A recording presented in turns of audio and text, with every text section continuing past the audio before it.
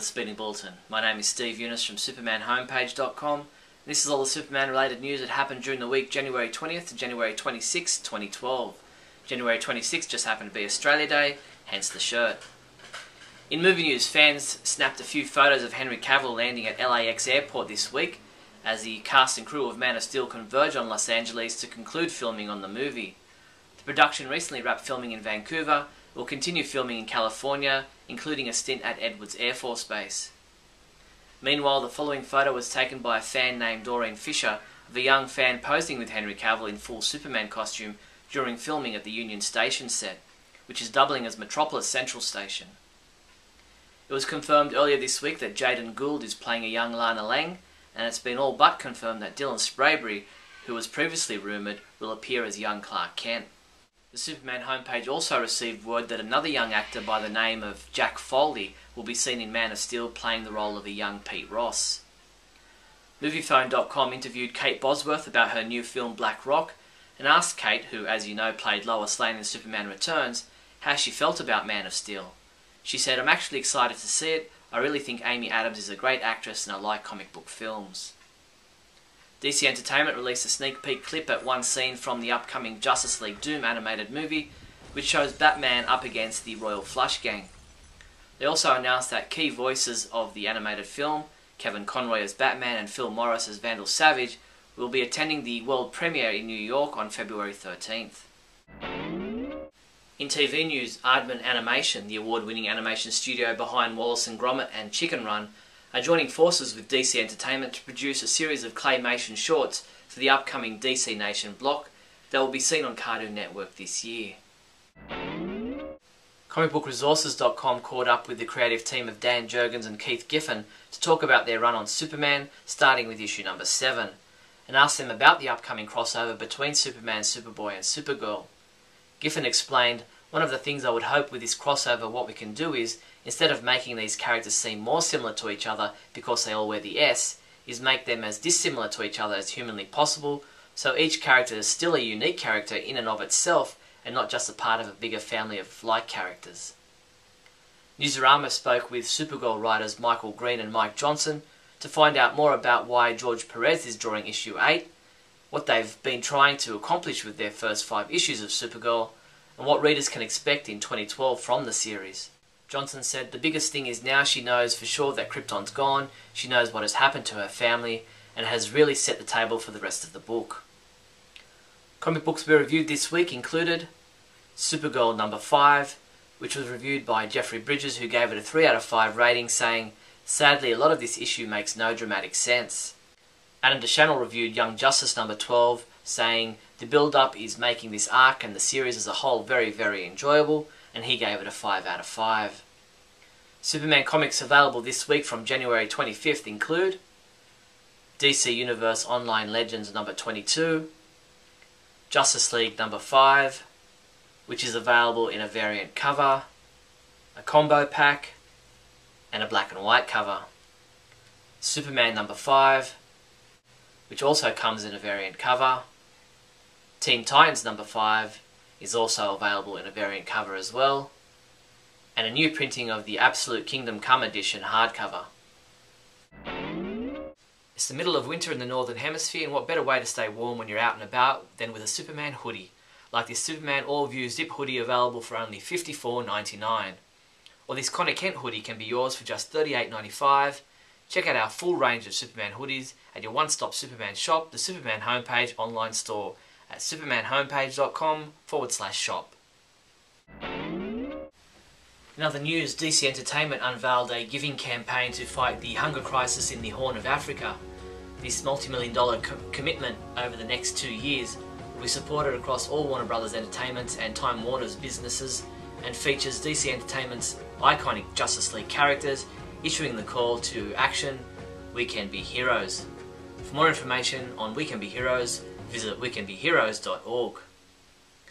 A large Superman statue is set to be constructed in Cleveland, Ohio, the birthplace of the Man of Steel. The display, which was put to the City Council by the Siegel and Schuster Society, will be positioned within the Cleveland Hopkins International Airport near the baggage retrieval area. The most striking feature of the display will be a larger-than-life Superman statue. Massac Theatre, a historical landmark in Metropolis, Illinois, is set to be restored thanks to Larry Thomas Ward, best known to Superman fans as Noel Neal's friend and biographer. Larry bid $15,000 to purchase the building, with the city's council accepting the proposal to reopen the theatre as a fully functioning movie house and performing arts theatre. The first step is to replace the dilapidated roof by July 31st.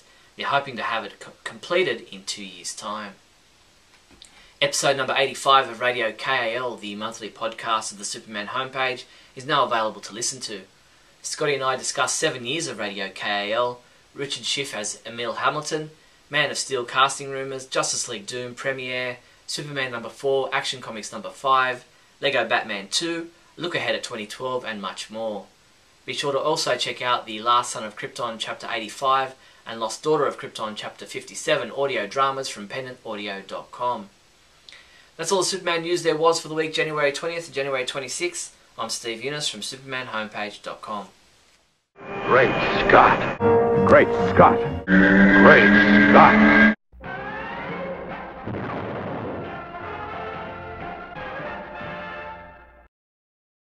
Hello, friends. That's right. If you think Superman Returns was the best Superman movie we're ever going to get, if you think it was better than anything that's come before and anything that could possibly come after, if everything I've been saying over these last few meetings together has gotten through to you to such a point that you believe Superman Returns is the greatest thing you've ever seen, well then, friends, you are wrong. That's right, I'm going to continue the discussion today. Actually, I'm going to wrap it up with telling you that certainly, I don't think Superman Returns is the best movie we could get. For instance, I think Man of Steel has a chance to be the movie we've all been looking for. However, I'm sure there are some of you out there who believe Superman Returns was fantastic. Some of you who believe Superman the movie was fantastic. Some of you who believe Smallville was the best interpretation. Some who believe Lois and Clark was the best we're ever going to get. And all of you are wrong. I say this because there are many things wrong with every interpretation, and many things will be wrong with every interpretation to come. Wrong in such ways as having a child that ends up with superpowers and a storyline that never gets resolved. Now that's not Bryan Singer's fault, because he certainly intended to have sequels, but now we're in a situation where we go, okay, so the kid has powers. What does that mean? Where's that going to go? What's that conversation have to do with anything? He just turned into Marlon Brando and said some things Jor-El said in the first movie. The other issue was that Superman Returns was way too connected to the Richard Donner movies from 30 years ago or 40 years ago that people either don't care about, haven't seen, didn't like, or loved. And in any of those situations, you're going to mess yourself up trying to measure up to any one of those opinions. And I think it's a mistake to try to continue a storyline that ended 30 years ago. Further, Lex Luthor in those Richard Donner movies was a goofy, campy, silly, corny, unable to be taken seriously villain. And the Bryan Singer movie attempted to visualize him in a similar fashion. Now, because Kevin Spacey is an Academy Award-winning actor, we had a shot at having a real serious, real good Lex Luthor. And in some scenes, Spacey was brilliant. And I love Gene Hackman. I actually enjoyed his Lex Luthor as a silly, goofy, comedic character. I mean, come on. Do you want to see a long arm, Otis? Do you want to see a very long arm? It's funny, but it's not Lex Luthor. Not that he can't say something funny from time to time, but just hanging around with characters like Otis, Miss Tessmacher, and the goons from Superman Returns. Just having Kitty Kowalski hanging around, people with those dogs. Just the idea that he had to steal money from an old, dying, rich woman is annoying. Lex Luthor is a self-made man, a billionaire, a super businessman, a super scientist, highly intelligent, and would never surround himself with buffoons. But anyway, that's just my opinion, and yours, of course, if you believe anything that I've been saying over these past 3 episodes. Well, then remember, you are wrong.